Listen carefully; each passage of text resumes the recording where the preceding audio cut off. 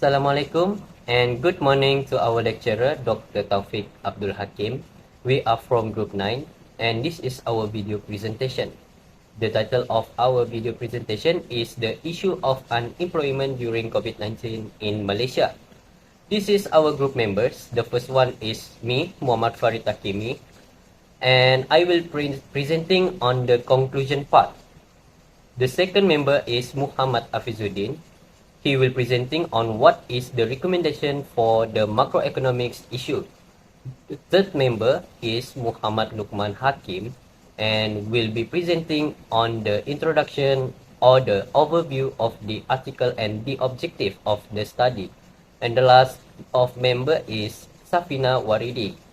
She will presenting on the list of macroeconomic issues that related to our topic and the general findings of the study.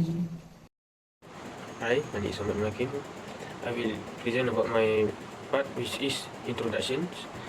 For the introduction, the labour market in Malaysia was greatly affected by COVID-19, which had negative effect on employees, companies and the economy.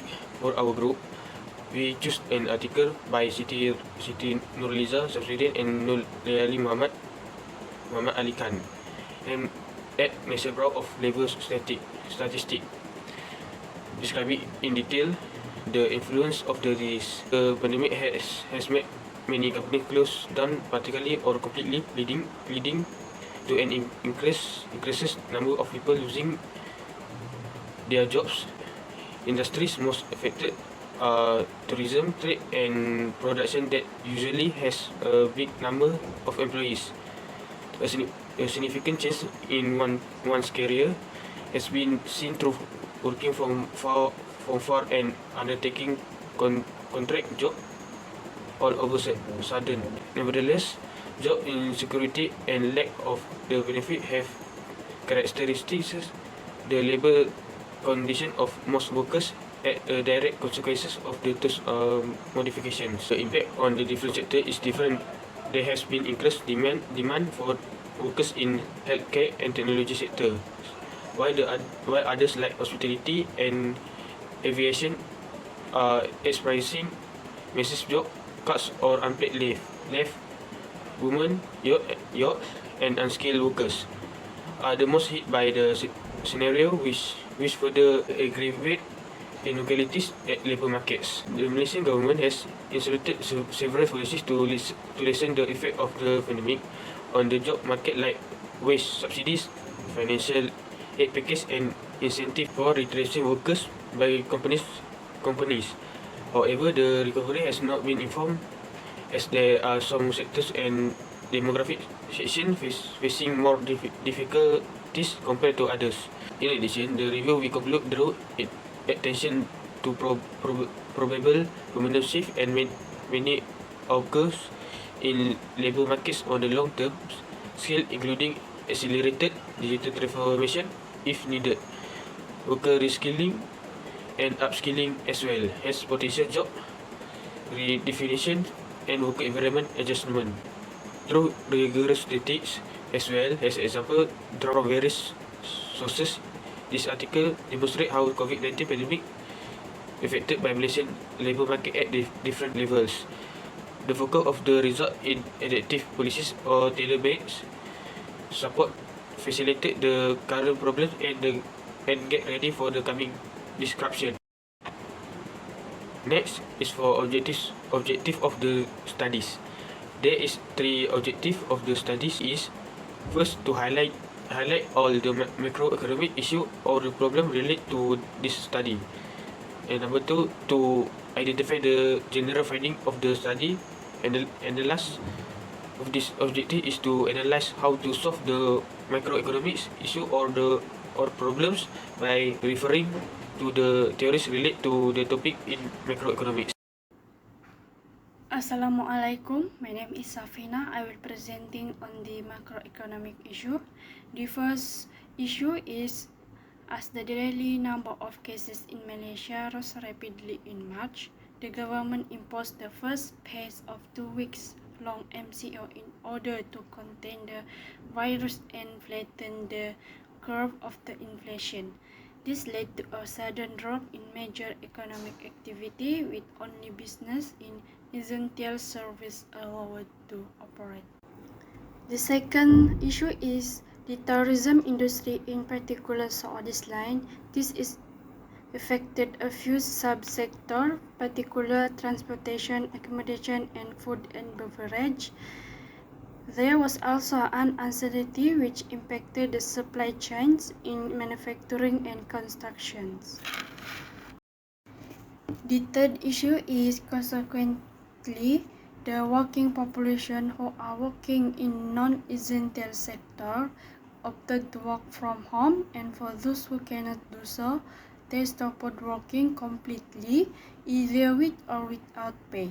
And the last issue is with mobility restricted and social distancing rules, it was observed that in March 2020, the LFPR dropped 0.1 percentage point month to month to record 68.6%. During the same period, the labor force fell 0.2% during the same period to 15.8 million person. Next slide is general finding of this study. There is 5 graphs or table that we find in the article that related to the macroeconomic issue. The first graph is about the labor force rate and the labor force participation rate LFPR from quarter 1 2018 to quarter 1 2020. In the year of 2020, the LFPR decreased by 68.6%, and it was starting to decrease from January to March 2020. The second graph is about the unemployment and unemployment rate from 2018 to 2020. The graph shows that the unemployment rate starting to increasing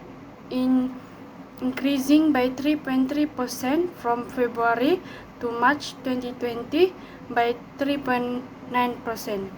The amount of unemployment person in March 2020 is 610.5, and it was the highest amount of unemployment for quarter 1 2020. The third graph is about the effect of COVID-19 outbreaks toward employment on April 2020. The highest percentage showed that 42.6% of the employees who work from home.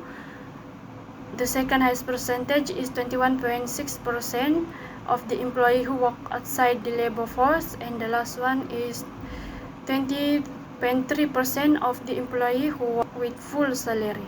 And the lower percentage of employees who are affected by the COVID-19 outbreaks is 1.5%, which is reduced. 2.5% is employees who work with partial salary, 3.0% is employee who partially paid leave, and the last one is 8.4% of the employee who fully paid leave. The fourth graph is about the effect of COVID-19 outbreaks towards income by status in employment on March 2020. The first pie chart is the self-employed.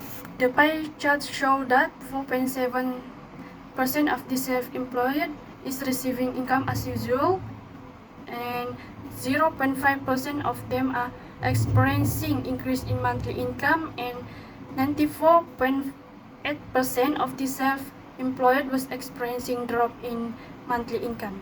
The second pie chart is the employer. The pie chart shows that 13.1% of the employees are still receiving income as usual. Next is 0.8% of them experiencing increase in monthly income, and the last one is 86.1% of the employee was experiencing drop in monthly income. The third pie chart is about the private employee. 0.4% of the private employee was experiencing increase in monthly income.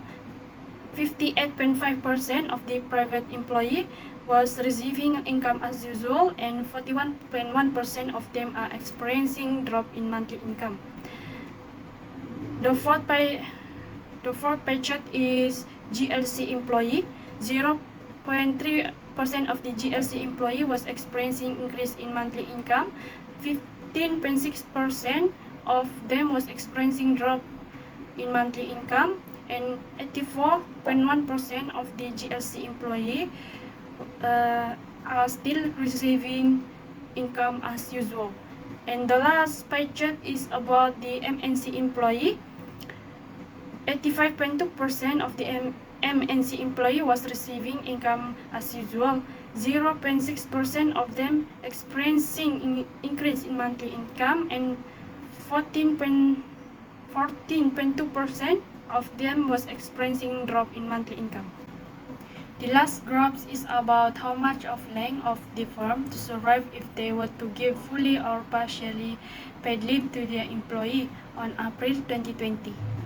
The first one is 16.5% of the firm will survive in less than 1 month.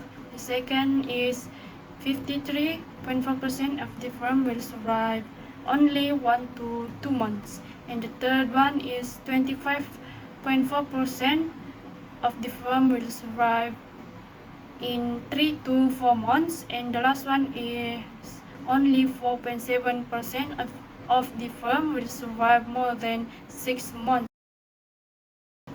That's all from me. Let's move to the next presenter.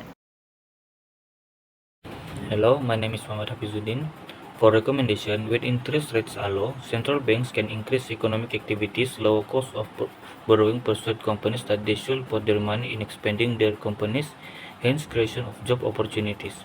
At the same time, when there is a reduction in the price of commodities, there is likely to be an increase in need for goods and services which primarily depend on consumers spending on them for sustain, and once these two things are done, job opportunities arise too. Central banks make financial markets have more money floating into them and bring down long-term interest rates which would otherwise be higher without this intervention.